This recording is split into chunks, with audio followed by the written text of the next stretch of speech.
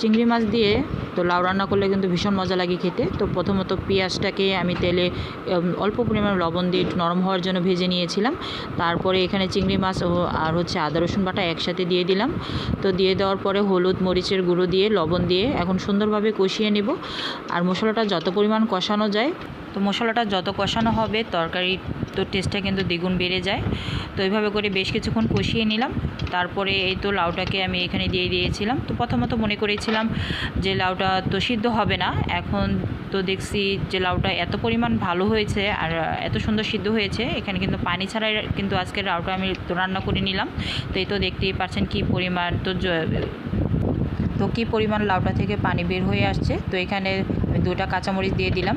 কাঁচামরিচের যে দাম এই জন্য অল্পই দিলাম। তো যার যার ইচ্ছে অনুযায়ী আপনারা কম বা বেশি দিতে পারেন। তো এখন আমি ধনেপাতা দিয়ে কিন্তু নামিয়ে পরিবেশন করে নেব। লাউ চিংড়ি রান্না হয়ে গেল।